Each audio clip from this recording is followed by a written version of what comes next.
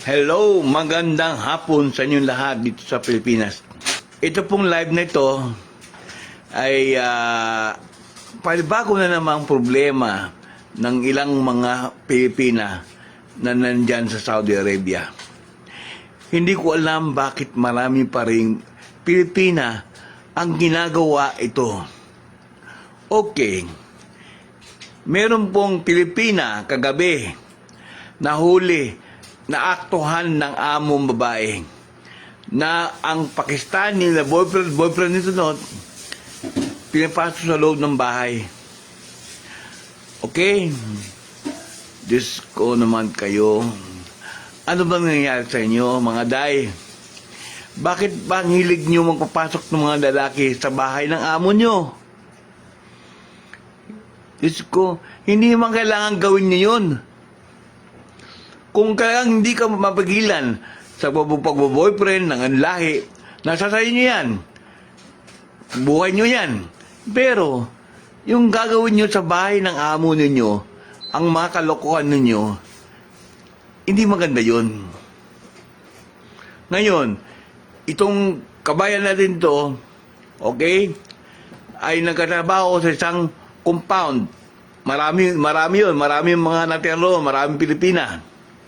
Compound yun. Maraming bahay doon. Okay? At siya ay, ang kanyang amo babae ay umuwi ng wala sa oras. Okay? Ayun, huli. At kinulong muna yung babae habang tumatawag ng pulis.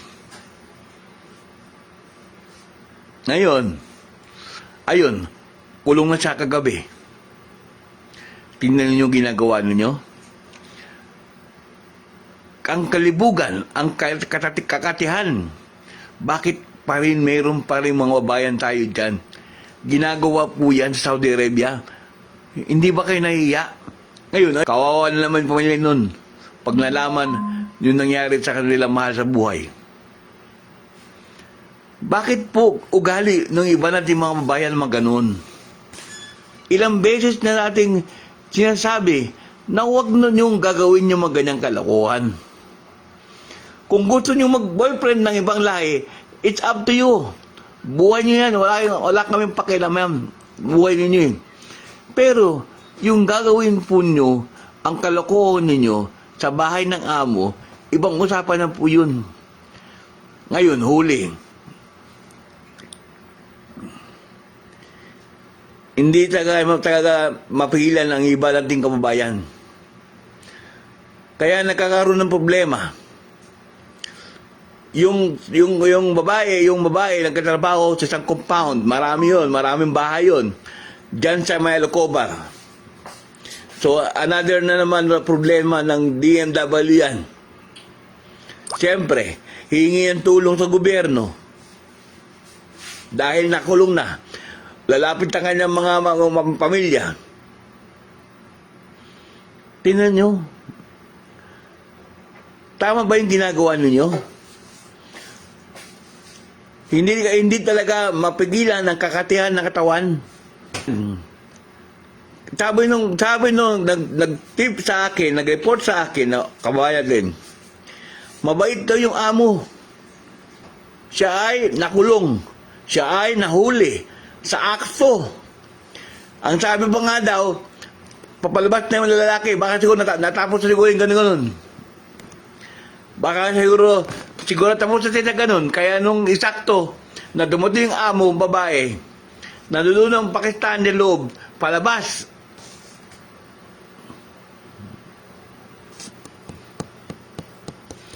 Ngayon, sabi daw, nasisisi yung babae dahil daw kasalanan niya. Wala na, huli na. Huli na. Para magsisi siya sa kasalanan niya. Ito, nililive ko sa inyo para alam ninyo, ito po ay totoo na nangyayari sa Saudi Arabia and other parts of Middle East. Marami pa rin mga Pilipina ang mga gumagawa ng ganitong kalokohan. Tapos, pag kayo ay nahuli, ang pamilya nyo hihingi ng tulong sa gobyerno.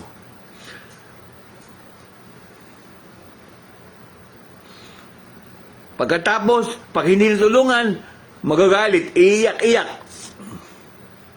Kasi ilang beses natin pinapanawagan sa kababayan natin, mag-ingat, huwag gumawa ng kalokohan. Okay? Kaya tuloy yung mga matitinong babae dyan, nadadamay sa mga kalokohan ng ibang kababayan natin.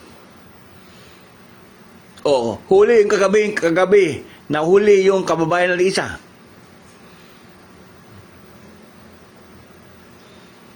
Diyos ko, hindi na kayo natuto sa kalokohan ninyo. Ang tagal-tagal ng problema yan.